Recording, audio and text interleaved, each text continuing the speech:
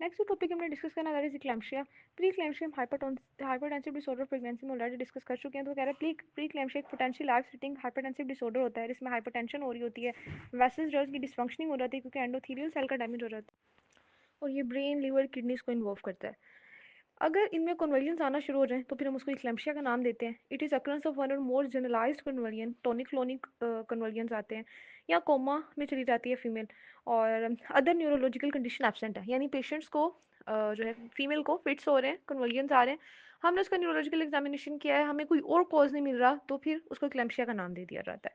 अगर बात करें कि जो सेरिब्रल हैमरेज है वो मोस्ट कॉमन कॉज है डेथ का इक्लैम्शिया के पेशेंट में, और जो स्ट्रोक है वो मोस्ट कॉमन कॉज है डेथ का hemolysis, elevated liver enzyme and low platelets syndrome यानी हेल्प सिंड्रोम में। हेल्प सिंड्रोम में मोस्ट कॉमन कॉज स्ट्रोक है और इक्लैम्शिया में most common cause cerebral haemorrhage है। आगे वो बात करते हैं जी प्रिवेंशन कैसे कर सकते हैं। तो जब आपको हाइपरटेंसिव डिसऑर्डर ऑफ प्रेगनेंसी में प्री इक्लैम्शिया की बात की थी तो वहाँ पर हमने देखा था कि अगर सीवियर प्री इक्लैम्शिया हो, परसिस्टेंट हाइपरटेंसिव हो पेशेंट, तो उसको प्रोफाइलेक्टिकली मैग्नीशियम सल्फेट दे दी जाती है, उससे जो है वो प्रिवेंट हो सकता है इक्लैम्शिया।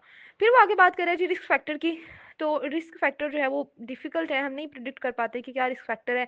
अनकंट्रोल्ड हाइपरटेंशन या टू टू और fewer prenatal care visit, primary gravida, obesity, black ethnics, history of diabetes, age less than 20, मतलब एज कम है या फीमेल को दूसरे मसले हैं, जैसे उसको डायबिटीज है, उसको हाइपरटेंशन है, वो प्राइमरी ग्रेविड है, इनमें जो है ना वो ज्यादा चांसेस होते हैं।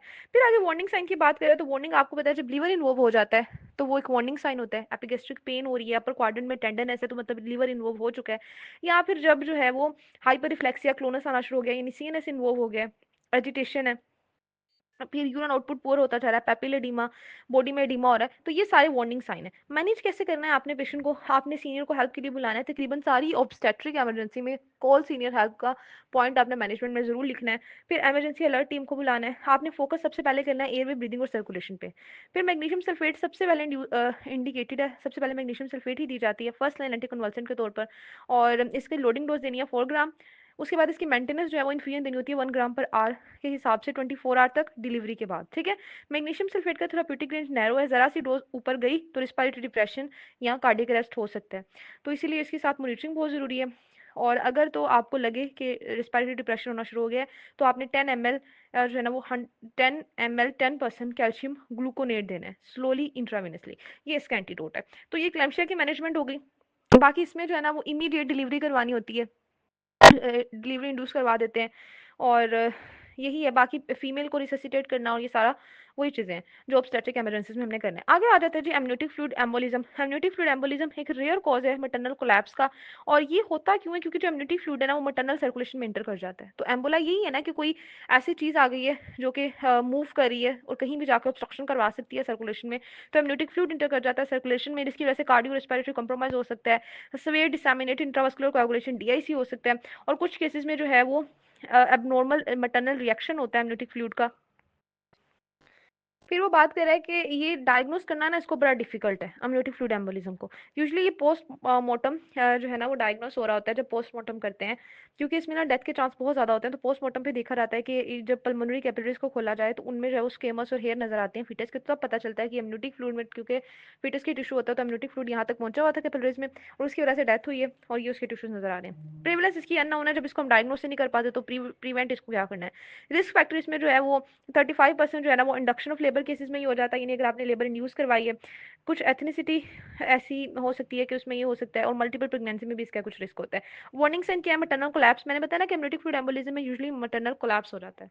उसके अलावा बाकी जो शॉकिंग कंडीशन होती है, light headedness, restlessness, distress, chest pain, cold, panic attacks, pin तो नीडल्स फील हो सकते हैं फिंगर्स में, नोजिया, वोमिटिंग, ये सारी प्रेजेंटेशन होगी। अगर तो फीमेल सडन कोलैप्स के साथ आई है तो उसको एबीसी अप्रोच करनी है, एयर वे ब्रीदिंग सर्कुलेशन, इस तरह से मैनेज करना है। और हमारे पास कोई डेफिनेटिव इसका ट्रीटमेंट नहीं है, सपोर्टिव ही ट्रीटमेंट देते हैं, रिससिटेट करते हैं, और विद इन जो है वो 5 मिनट डिलीवरी करवा लेनी है इंड्यूस, अगर जो है वो कार्डियक अरेस्ट हो गया तो मतलब इसका सपोर्टिव ट्रीटमेंट ही हम कर सकते हैं और इसमें मोर्टेलिटी ज़्यादा होती है। फिर बात करें जी अम्बिलिकल कॉर्ड प्रोलैप्स की। अम्बिलिकल कॉर्ड प्रोलैप्स जो है उसको ये कहा जाता है कि अगर अम्बिलिकल कॉर्ड जो है उसका डिसेंट हो जाए या तो प्रेजेंटिंग पार्ट के साथ ही या उसके बाद जो है ना वो अम्बिलिकल कॉर्ड आ जाए, सर्विक्स में आ जाए, तो उसको अम्बिलिकल कॉर्ड प्रोलैप्स कहा जाता है। ये 0.1 से 0.6% प्रेगनेंसीज में होता है। और इसमें जो है ना वो प्रिवेंशन कैसे कर सकते हैं कि ट्रांसवर्स या ओब्लीक या अनस्टेबल अगर लाए है, आपको क्लिनिकल एग्जामिनेशन पे अल्ट्रासाउंड पे पता चल गया कि जो फीटस की लाया वो ट्रांसवर्स है या ओब्लीक है, तो आपने फीमेल को 37 वीक्स के बाद एडमिट कर लेना है। उसके बाद अगर नॉन सेफ्लिक, वो कह रहा है pre labour, pre term rupture हो गया मेम्ब्रेन का, उस केस में भी फीमेल को एडमिट कर लेना है। इंडक्शन ऑफ लेबर को आपने अवॉइड करना है अगर प्रेजेंटिंग पार्ट आपको स्टेबल नहीं लग रहा, तो फिर क्योंकि इंडक्शन करेंगे तो कोड जो है ना वो प्रोलैप्स हो सकता है। और वेजाइनल एग्जामिनेशन करते वक्त प्रेजेंटिंग पार्ट पे प्रेशर नहीं अप्लाई करना है। रिस्क फैक्टर्स के पॉलीहाइड्रोमिनोस है, मल्टीपैरिटी, मल्टीपल प्रेगनेंसी, ट्रांसवर्स या ओब्लीक लाए है, fetal congenital abnormality, low birth weight, internal podalic variant, large balloon catheter, induction of labour, ये सारे जो है ना फीचर हैं। यानी या तो पॉलीहाइड्रोमिनोस है, या फीटस मल्टीपल प्रेगनेंसी है, या जो है ना वो लाए उसकी ठीक नहीं है, या आपने इंटरनल पोर्टालिक वेरिएंट करने की कोशिश की है, तो उस केसेस में प्रोलैप्स हो सकता है। वार्निंग साइन क्या है? फीटल डिस्ट्रेस हो सकती है, सीटीजी आपको नजर आएगी। और मैनेजमेंट में क्या करना है कि जब आप सस्पेक्ट करो कि ये लाइकल कोल्ड का प्रोलैप्स हो रहा है, तो आप स्पेकुलम और डिजिटल एग्जामिनेशन इमीडिएटली करोगे। एग्जामिनेशन पे अगर आपको नजर आ गया प्रोलैप्स, अपने सीनियर को बुलाना है और आपने ऑपरेशन थिएटर में पेशेंट शिफ्ट करवा देना है इमरजेंसी डिलीवरी के लिए। ठीक है। और ये ज़्यादा डेंजरस इसलिए क्योंकि अम्बिलिकल कॉर्ड जो है ना वो बाहर लटक रहा है, आप फिगर में भी देखें तो वो उसकी कंप्रेशन हो सकती है। अगर उसकी कंप्रेशन होगी तो सारी फीटस को सप्लाई अम्बिलिकल कॉर्ड में से तो गुजर के जा रही है, सारी अम्बिलिकल में इसी में से गुजर रही है। अगर उसकी सप्लाई रुक गई तो फीटल की डेथ हो जानी है वैसे ही। इसीलिए इसमें बहुत ज़्यादा मसला होता है, इमरजेंसी डिलीवरी करवानी होती है। और फीटस को जो है ना हैंडलिंग की कोशिश नहीं करनी कि आप उसको पकड़े हो, क्योंकि उससे स्पाज्म हो सकता है। मदर को जो है ना वो नी टू चेस्ट पोजीशन में ले आना है या लेफ्ट लेटरल पोजीशन में ले आना है, हेड उसका स्लाइटली डिक्लाइन कर देना है। और फीटस को जो है ना वो कंटिन्यूस मॉनिटरिंग करनी है सीटीजी से, और उसकी इमरजेंसी सी सेक्शन से डिलीवरी करवा ली जाती है। तो इसका कोई और हमारे पास ट्रीटमेंट नहीं है, इसकी इमरजेंसी डिलीवरी ही करवानी होती है जब कॉर्ड प्रोलैप्स हो जाए, क्योंकि इससे फीटस जो है ना वो डिस्ट्रेस में चला जाता है। नेक्स्ट टॉपिक है जी शोल्डर डिस्टोशिया का। अब हमने देखा था कि जो शोल्डर डिस्टोशिया है ना, ये जब हमने लेबर की बात की थी तो उसमें बात की थी कि बाजू का शोल्डर की डिलीवरी आसानी से नहीं हो रही होती, तो उसको भी शोल्डर डिस्टोशिया का नाम देते हैं। उसने डेफिनेशन में बताया कि कोई विजाइनल विजाइनल सेफ्लिक डिलीवरी ही चल रही थी, हेड डिलीवर हो गया, लेकिन शोल्डर की डिलीवरी के लिए एडिशनल ऑब्स्टेट्रिक मैनूवर्स करने पड़े। जेंटल ट्रैक्शन जो है वो अनसक्सेसफुल हो, मतलब जेंटल आपने ट्रैक्शन अप्लाई की शोल्डर डिलीवर करने के लिए, लेकिन उससे शोल्डर डिलीवर नहीं हुए, आपको कुछ मेनूवर करने पड़े हैं, तो उसको फिर हम शोल्डर डिस्टोशिया का नाम देते हैं। ये जो है ना सिग्निफिकेंट मोबिलिटी काज कर सकता है मदर के लिए भी, फीटस के लिए भी, क्योंकि मदर को भी टीयर्स हो सकते हैं, फीटस को भी डैमेज हो सकता है, शोल्डर का डैमेज हो सकता है। तो मदर में जो कॉम्प्लिकेशन आती है वो पेरिनियल ट्रोमा है, 3 या 4 डिग्री टीयर, ये हमने देखे हुए हैं कि टीयर ये क्या होते हैं, 3 या 4 डिग्री के एक्सटर्नल एनल स्फिंक्टर या इंटरनल एनल स्फिंक्टर भी इन्वॉल्व हो जाता है। पोस्टमार्टम हैमरेज हो सकता है, साइकोलॉजिकल ट्रोमा माँ को मिल सकता है। फीटस में जो आ सकती है, ब्रेकियल प्लेक्सिस की इंजरी हो सकती है, उसकी क्लेविकल का फ्रैक्चर हो सकता है, उसकी ह्यूमरस का फ्रैक्चर हो सकता है, और ब्रेन की इंजरी, हाइपोक्सिक ब्रेन इंजरी हो सकती है। ठीक है, ये इंपॉर्टेंट है कि मैटरनल कॉम्प्लिकेशंस क्या होती हैं शोल्डर डिस्टोशिया में, और फीटल कॉम्प्लिकेशंस क्या होती हैं। प्रिवेंशन हम कैसे कर सकते हैं कि अगर जो है ना वो डायबिटीज़ है फीमेल को, क्योंकि डायबिटीज़ में आज जो है ना वो मैक्रोजोमिया होता है, शोल्डर डिस्टोशिया का रिस्क होता है, तो वो उस केस में हमें ऑलरेडी पता है कि शोल्डर डिस्टोशिया हो सकता है। हम उसको बहुत ज़्यादा कंट्रोल करेंगे डायबिटीज़ को। और वो वाली फीमेल जिनमें पहले शोल्डर डिस्टोशिया की हिस्ट्री है प्रीवियस प्रेगनेंसी में, उनमें फिर सोच समझ के मोड ऑफ डिलीवरी चूज करना है कि अगर दोबारा हो सकता है तो फिर हम सी सेक्शन की तरफ चले जाएं। रिस्क फैक्टर्स में क्या है, मैक्रोजोमिया, रसमैन बताया कि डायबिटीज़ को बहुत कंट्रोल करना होता है, क्योंकि मैक्रोजोमिया शोल्डर डिस्टोशिया करवा देता है। उसके बाद बात करते हैं जी maternal obesity, previous shoulder dystocia, instrumental delivery. ठीक है, ये आसान से इसके रिस्क फैक्टर हैं। वार्निंग साइन इसमें क्या है कि रेस्टिट्यूशन नहीं हो रहा है हेड का। रेस्टिट्यूशन यही था ना कि हेड ने अलाइन होना था शोल्डर के साथ, अब वो फेलियर हो गया रेस्टिट्यूशन, हेड डिलीवर हो गया लेकिन रेस्टिट्यूशन नहीं हुई। फीटल हेड की रिट्रैक्शन हो गई है अगेंस्ट द प्रीनियम। ठीक है, तो ये जो है ना वो कह रहा है इस तरह से ये होता है, जैसे एक टर्टल है ना, वो उसने अपने शेल में से विथड्रॉ किया हुआ है, जैसे अपना हेड उसने ना बाहर निकाला होता है शेल में से, तो वैसी एक ना पिक्चर बन जाती है।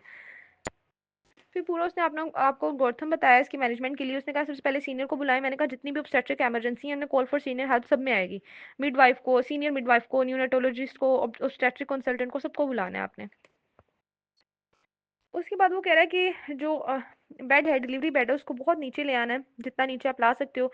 बैक ऑफ द बेड को फ्लैट कर देना ताकि वुमेन कंप्लीटली फ्लैट हो, और अपने जो फुट है वो रिमूव कर देने हैं ताकि आप इजीली एक्सेस कर सको। फिर मैक्रोबिट पोजीशन है, मैक्रोबिट पोजीशन में क्या करते हैं कि each of the mother leg को जो ना एक असिस्टेंट एक लेग को, दूसरा असिस्टेंट दूसरी लेग को पकड़ता है, उसको फ्लेक्स करवा के लेग को अबडक्ट करवा देता है, थाइज जो है एब्डोमेन के साथ लग जाती हैं, इससे लंबोसेक्टल स्पाइन फ्लैटन हो जाती है और डिलीवरी फैसिलिटेट होती है। आपने ना कोई वीडियो जरूर देखनी है मैनूवर, अब ऑडियो से समझ तो नहीं आ सकते ना, मैनूवर तो समझ आते हैं, वीडियो देखने से, लेकिन मैं आपको रीड करवा रही हूँ, बाकी वीडियो आपने जरूर देखनी है शोल्डर डिस्टोशिया के लिए। फिर सुप्रापुबिक प्रेशर अप्लाई किया जा सकता है, आप इसियोटमी को कंसीडर कर सकते हैं, हम खुद सर्जिकल कट लगा दें। फिर जो है ना वो रोबिन्स टू एक मैनूवर है, एक वुड सिक्रू। रोबिन्स टू में ये करते हैं कि हैंड लेकर जाते हैं सर्विक्स में, और जो एंटीरियर शोल्डर है जो कि प्यूबिस के नीचे पड़ा हुआ है, प्यूबिक सिम्फिसिस के नीचे एंटीरियर शोल्डर है, उस पे उसके पीछे ले जाके हैंड उसको पुश करते हैं टुवार्ड द चेस्ट, ठीक है। उसको टुवार्ड द चेस्ट पुश करते हैं, जिससे शोल्डर अडक्ट हो जाता है और डिलीवरी हो जाती है उसकी। वुड सिक्रू में क्या करते हैं कि जो पोस्टीरियर शोल्डर है उसके इंटीरियर एस्पेक्ट पे प्रेशर लगाते हैं। रोबिन्स टू में एंटीरियर शोल्डर के पोस्टीरियर एस्पेक्ट पे प्रेशर अप्लाई किया था, और वुड सिक्रू में पोस्टीरियर शोल्डर के इंटीरियर एस्पेक्ट पे प्रेशर अप्लाई करते हैं, उसको रोटेट कर लेते हैं। और रिवर्स वुड सिक्रू में बेबी को ऑपोजिट डायरेक्शन में रोटेट करते हैं। फिर जो है ना वो ऑल फोर पोजीशन में मदर को लेकर आ सकते हैं, उससे भी इजीली मतलब आसानी हो सकती है डिलीवरी में। और फाइनली जो है अगर इन सबसे फर्क नहीं पड़ा तो क्लेडोटमी, सिम्फियोटमी, या ये जेवेनली जो मनूवर है जो भी है, ये मेरे ख्याल से जो लास्ट जेवेनली जो भी है ना, ये मनूवर वो होता है। ये कंफर्म नहीं है मुझे क्योंकि मैंने यहाँ पे इसको नोट नहीं किया हुआ है, बट मेरा ख्याल है कि जहाँ तक मुझे लेक्चर का कुछ थोड़ा बहुत याद आ रहा है कि इसमें ना फीटस को वापस उसके हेड को भी अंदर भेज देते हैं, वापस उसको फीटस को जो पेल्विस में भेज देते हैं, यूट्रस में भेज देते हैं, और फिर जो है ना वो उसको सी सेक्शन की मदद से डिलीवर करते हैं, ऐसा कुछ था ये। तो इसको आपने एक दफ़ा कंफर्म कर लेना, और इसकी वीडियो ज़रूर आपने देखनी है शोल्डर डिस्टोशिया की। नेक्स्ट जो है वो आपके पास आ जाती है थ्रोम्बोसिस एंड थ्रोम्बोएम्बोलिज्म। अब वो कह रहा है कि थ्रोम्बोएम्बोलिज्म, थ्रोम्बोसिस एक लीडिंग कॉज है मैटरनल डेथ का, और जो वुमेन होती हैं, प्रेग्नेंट वुमेन होती हैं, उनमें 10 टाइम मोर कॉमन होती है thromboembolism as compared to non pregnant female. फिर जो है फीमेल एसिम्टोमेटिक बहुत सारे सिम्टम्स भी हो सकते हैं, जैसे ग्रोइन पेन, लेग पेन, काफ पेन, और स्वेलिंग हो सकती है, लेग की यूजुअली यूनिलेटरल होती है स्वेलिंग, लो ग्रेड पायरेक्सिया हो सकता है, जो है वो हीमोप्टोसिस, शॉर्टनेस ऑफ ब्रीथ, कोलैप्स, इन सब चीज़ों के साथ फीमेल जो है ना प्रेजेंट कर सकती है। अब आगे उसकी प्रिवेंशन की अगर बात करें, फीमेल को असेस किया जाता है एंटीनेटल पीरियड में कि थ्रोम्बोएम्बोलिज्म का रिस्क है जिस फीमेल में, उसको ज़्यादातर थ्रोम्बोप्रोफाइलेक्सिस दे सकते हैं। उसको आउट पेशेंट में मैनेज किया जाता है कि उसको एडमिट ना करें, क्योंकि एडमिट करेंगे तो वो सारा दिन बेड पर लेटी रहेगी। उसको कहेंगे आउट पेशेंट में ही तुम्हें मैनेज करना है, और बेड रेस्ट उसकी लिमिट करनी है। थ्रोम्बोएम्बोलिक स्टोकिंग यूज़ कर सकती है वो, लो मालिकुलर वेट हेपारिन उसको दे सकते हैं। तो ये सारी हम प्रिवेंशन कर सकते हैं थ्रोम्बोप्रोफाइलेक्सिस के लिए। लेकिन ये फिर ही हम करेंगे ना, थ्रोम्बोएम्बोलिज्म के लिए सॉरी, ये फिर ही हम करेंगे ना अगर पहले हम असेस करेंगे फीमेल को। तो आपने हर एंटीनेटल विजिट पे असेस करते रहना है फीमेल्स को, कहीं इनको थ्रोम्बोएम्बोलिज्म का रिस्क तो नहीं है। रिस्क फैक्टर अब क्या है, इमोबिलिटी, ओबेसिटी, ये तो रिस्क फैक्टर मुझे लगता है आपको पहले से आते होंगे ना, इमोबिलिटी, ओबेसिटी, maternal एज ज्यादा हो, कोई अंडरलाइंग मेडिकल कंडीशन है, जैसे आपको पता है कोई अंडरलाइंग डिजीज चल रही हो ना, चाहे वो अल्सरेटिव कोलाइटिस ही क्यों ना, उसमें थ्रोम्बोसिस का रिस्क इंक्रीज हो जाता है। तो अंडरलाइंग कोई मेडिकल कंडीशन ऐसी है, प्री क्लैम्पशिया है, डिहाइड्रेशन है, मल्टीपल प्रेगनेंसी है। मल्टीपल प्रेगनेंसी आपने देखा होगा हर ऑब्स्टेट्रिक इमरजेंसी के रिस्क फैक्टर में लिखी होती है उन्होंने। Raised body mass index, smoking, grand multipara thrombophilia, ये सारे रिस्क फैक्टर हैं, इनमें से 4-5 याद कर लें। वार्निंग साइन है वो यही कि अगर डिहाइड्रेशन है, इमोबिलिटी है, काफ में पेन शुरू हो गई है, और शॉर्टनेस ऑफ ब्रेथ है, तो ये वार्निंग साइन आ जाते हैं। जैसे ही आप सस्पेक्ट करो कि डीवीटी का पेशेंट है, डीप वेन थ्रोमोसिस का है, आपने उसका कंप्रेशन डुप्लेक्स अल्ट्रासाउंड करवाना है। अगर ये नेगेटिव आ जाता है तो इसका मतलब है लो लेवल है क्लिनिकल सस्पेशन, मतलब हम लो सस्पेक्ट कर रहे हैं कि डीवीटी हो सकता है, और आप एंटीकोगुलेंट ट्रीटमेंट जो है ना फिर बंद कर देते हो। लेकिन अगर आपने एंटीकोगुलेंट ट्रीटमेंट बंद कर दिया, लेकिन फिर भी जो है वो क्लिनिकल सस्पिशन अभी भी हाई है कि पेशेंट जो है ना वो कुछ ऐसी आपको चीज़ें बता रहा है, या सिम्टम्स ऐसा बता रहा है, या अभी आप सस्पेक्ट कर रहे हो, या सिम्टम्स उसकी खत्म नहीं हो रही, फिर आपने अल्ट्रासाउंड या तो रिपीट कर लेना है, या आपने मैग्नेटिक रेजोनेंस विनोग्राफी करनी है। और अगर आप पल्मोनरी एम्बोलिस सस्पेक्ट करो, यानी पेशेंट जो है वो हाइपोक्सिक है, और वो कह रहा है कि उसको जो है ना वो शॉर्टनेस ऑफ ब्रीथ हो रही है, हिमोप्टेसिस हो रही है, तो फिर हम सस्पेक्ट करेंगे पल्मोनरी एम्बोलिज्म हो गया इसको। तो फिर जो है ना इन्वेस्टिगेशन सिर्फ लैग की नहीं होंगी, बल्कि फिर चेस्ट एक्सरे भी करना है कि कहीं इस शॉर्टनेस ऑफ ब्रेथ का कॉज कोई रेस्पिरेटरी कॉज तो नहीं है, ये चेस्ट सिम्टम है, कहीं निमोनिया तो नहीं है पेशेंट को। फिर लो लिम का डोपलर होगा, ताकि देखें कि लो लिम से जो है ना वो लो लिम से थ्रोम्बोसिस के बाद एम्बुलेंस वहाँ जाता है ना, तो लो लिम का भी डोपलर आपने करना है। और फाइनली वीक्यू स्कैन करते हैं, वेंटिलेशन परफ्यूजन रेशो की जाती है, कंप्यूटेड टोमोग्राफी, पल्मोनरी एंजियोग्राफी जो है इन्वेस्टिगेशन चॉइस होती है, तो सिटी पल्मोनरी एंजियोग्राफी की जाती है। जो डी डायमर की मेजरमेंट कर ली जाती है। लेकिन जो नॉन प्रेग्नेंट फीमेल होती है, नॉन मतलब प्रेग्नेंट फीमेल या जो मेल्स होते हैं, उनमें डी डायमर जो है ना वो ज़्यादा हेल्पफुल होता है, क्योंकि प्रेगनेंसी में डी डामर का वैसे ही जो है ना वो अमाउंट ज़्यादा हुई होती है बॉडी में, तो ये हमें एज सच हेल्प नहीं करती, क्योंकि ये फिजियोलॉजिकल चेंज है प्रेगनेंसी का कि डी डामर ज़्यादा होता है। प्रेगनेंसी इटसेल्फ एक कोएगुलेटिव मतलब कंडीशन है, तो ये हमें हेल्प नहीं करती। फिर इसीलिए हम प्रेग्नेंट फीमेल में अगर सस्पेक्ट करें तो तब हमें चेस्ट एक्सरे के बाद, यानी बाकी सारे रेस्पिरेटरी कॉजेज रूल आउट करने के बाद वीक्यू स्कैन हेल्प कर सकते हैं, या सिटी पल्मोनरी एंजियोग्राफी। और अगर आपको डायग्नोसिस आपका बन गया है, या आपका सस्पिशन हाई है कि इसको वेनस थ्रोम्बोएम्बोलिज्म है, तो आपने उसको लो मॉलिक्यूलर वेट हेपरिन देनी है, डेली देनी है, 2 डिवाइडेड डोजेस में दी जाती है पेशेंट के वेट के हिसाब से। और अगर पेशेंट कोलैप्स है, पल्मोनरी एम्बुलेंस के साथ आया, तो अपने मैनेजमेंट में क्या करना है, अपने आईवी उसको देनी है इन्फ्रैक्शनेटेड हेपरिन, ठीक है।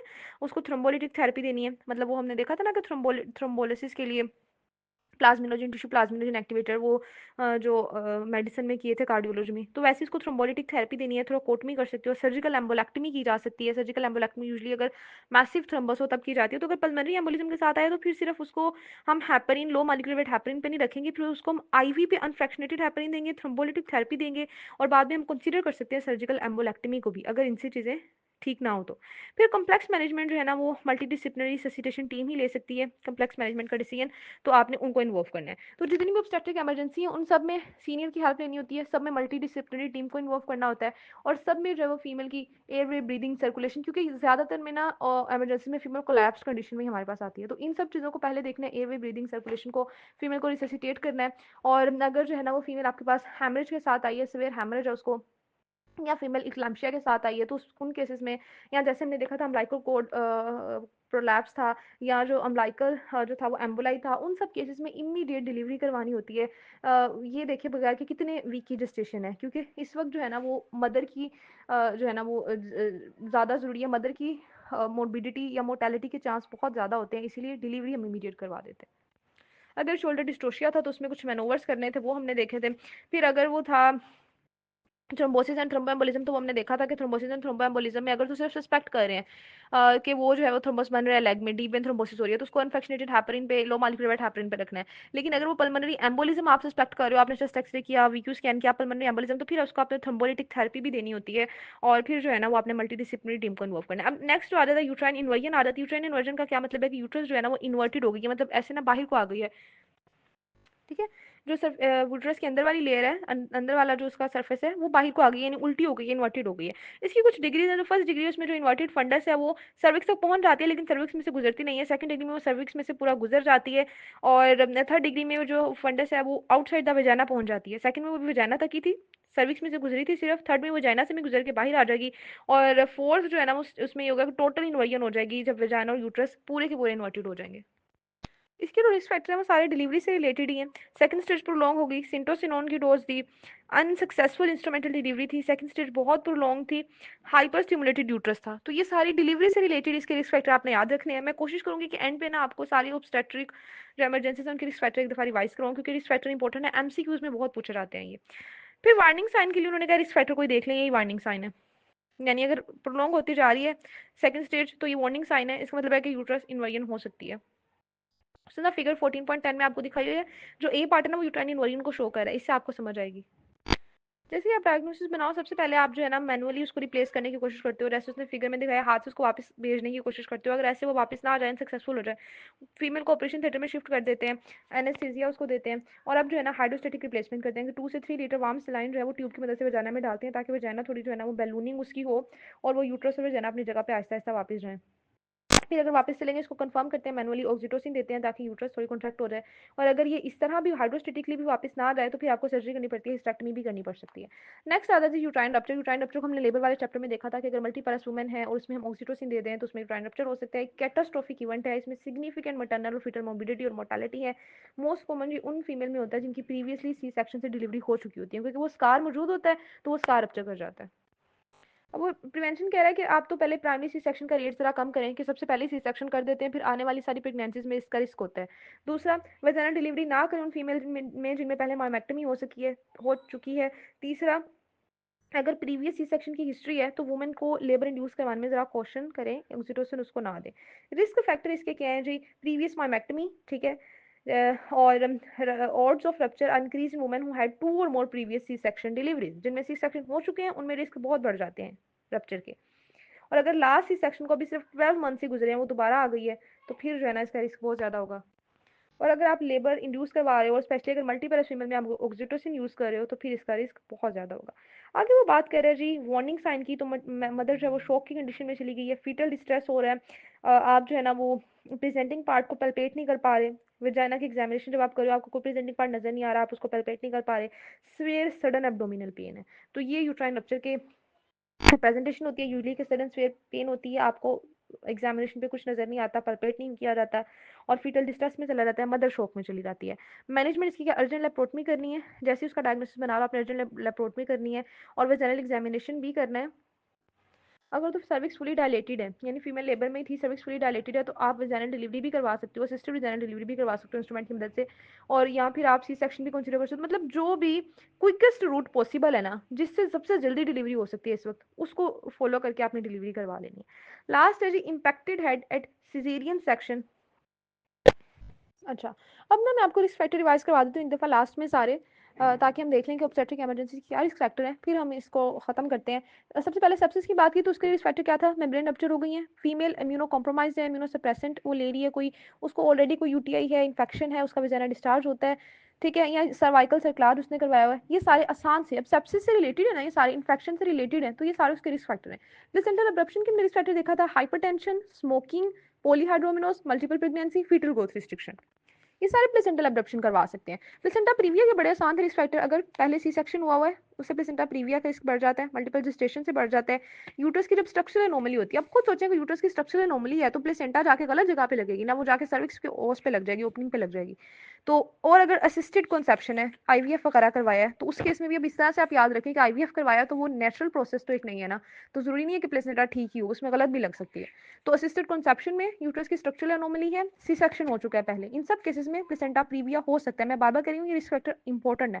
पोस्टपार्टम हेमरेज में क्या, यूट्राइन एटोनी सबसे कॉमन है ये, इसके अलावा मैक्रोसोमियम, ऑक्सीटोसिन आपने दी थी, लेबर इंड्यूस करवाई थी, ग्रैंड मल्टीपैरा, पॉलीहाइड्रोमिनोज, एंटीपार्टम हेमरेज हो चुके हैं। मतलब ना इसको पहले तो ऐसे याद रखें, पोस्टपार्टम हेमरेज फिर हो सकते हैं कि अगर फीटस का साइज बहुत बड़ा था, या एम्नियोटिक फ्लूइड ज्यादा था, या ये मल्टीपैरिटी थी, कोई 7वां 8वां बच्चा था, आपने लेबर इंड्यूस करवाई हुई थी, या लेबर बहुत लंबी चली, मतलब कोई भी चीज़ ज़्यादा, हर चीज़ ज़्यादा ज़्यादा है, जैसे फीटस बड़ा है, एमनियोटिक फ्लूइड ज़्यादा है, बच्चे जो है ना वो ज़्यादा है, मल्टीपैरिटी है, और मल्टीपल प्रेगनेंसी है, लेबर इंड्यूस करवाई हुई है, लेबर प्रोलॉन्ग है, इस तरह से याद रख लें आप। या एंटीपार्टम हेमरेज पहले हो चुका है, तो इन सब केसेस में पोस्ट पार्टम हेमरेज हो सकता है। इक्लैम्शिया के रिस्पेक्ट बड़े आसान है, पहले तो हम इसको प्रिडिक्ट ही नहीं कर पाते ज़्यादातर, लेकिन अगर किसी को जो है ना वो 20 है कोई फीमेल, उसकी हाइपरटेंशन अनकंट्रोल रहती है और उसमें डायबिटीज़ की हिस्ट्री है, उसकी एज बहुत कम है, तो इन सब केसेस में क्लैम्शिया हो सकता है। यूजुअली क्लैम्शिया की फीमेल ना बड़ी यंग होती हैं। अच्छा, amniotic fluid embolism risk factor क्या है, ऐसे उसका कोई रिस्क फैक्टर नहीं ना हमें पता चलता। अम्बिलिकल कॉर्ड प्रोलैप्स देख लेते हैं जी, इसमें क्या है कि अगर पॉलीहाइड्रोम, इसमें भी ना वैसी है कि फीटस बहुत बड़ा है, या मल्टीपल प्रेगनेंसी है, या जो है मल्टीपैरिटी है, या जो है वो लाई ओब्लीक है, इसमें लाई वाला पॉइंट याद रखना है कि ओब्लीक लाई है, ट्रांसवर्स लाई है, इस तरह अनस्टेबल प्रेजेंटिंग पार्ट है, इंटरनल पोडेलिक वरियन आप कर रहे थे, उसमें आपने उसकी कॉम्प्लिकेशन में भी देखा था, ये अम्बिलिकल कॉर्ड प्रोलैप्स हो जाता है, ये सब चीज़ें जो है वो अम्बिलिकल कॉर्ड प्रोलैप्स करवा सकती हैं। डिस्टोल्टेड डिस्ट्रोशियम मैंने देखा था, इसमें भी वही चीज़ है, फीटस बड़ा है, मैक्रोजोमी है, और डायबिटीज़ है, अनकंट्रोल डायबिटीज़ है, मैटरनल ओबेसिटी है, इंस्ट्रूमेंटल आप डिलीवरी करवा रहे थे, इन सब चीज़ों में या प्रीवियस हिस्ट्री है, तो इन सब चीज़ों में शोल्डर डिस्टोशिया हो सकता है। थ्रोम्बोएम्बोलिज्म की बड़े आसान रिस्क फैक्टर हैं, इमोबिलिटी, ओबेसिटी, मैटरनल एज ज़्यादा है, मैटरनल एज कम होने से क्लैम्शिया हो जाता है, मैटरनल एज ज़्यादा होने से थ्रोम्बोसिस हो जाता है। प्री क्लैम्शिया किसी को, डिहाइड्रेशन है, बॉडी मास इंडेक्स ज़्यादा है, स्मोकिंग, थ्रोम्बोफिलिया, ये सब थ्रोम्बोसिस करवा सकते हैं। ठीक है, और यूट्राइन इन्वायन में क्या था, यूट्राइन इन्वायन में सिंटोसिनोन दी है, प्रोलॉन्ग सेकंड स्टेज है, और हाइपर स्टिमुलेटेड यूट्रस है। ठीक है, और यूट्राइन रप्चर में क्या है कि अगर मायोमेक्टमी हो चुकी है पहले किसी की, सी सेक्शन हो चुके हैं, उसका स्कार है, सी सेक्शन को भी 12 महीने गुजरे हैं, 12 महीने से कम टाइम गुजरे हैं, 8-9 महीने गुजरे हैं, या आपने इंड्यूस करवाई है लेबर, तो ये सब जो है रिस्क फैक्टर है इमरजेंसीज के। ठीक है, और आपने इसको फिर एक्टिव रिकॉल भी कर लेना है। अब हमने जो नेक्स्ट चैप्टर करना है वो हमारा लास्ट चैप्टर होगा, चैप्टर 15। उसके बाद जो पीछे से मैं एक चैप्टर स्किप करके आई थी, medical disorders of pregnancy, medical complications of pregnancy, वो हम करेंगे, तो फिर हमारी होप्स जो है वो कंप्लीट हो जाएगी।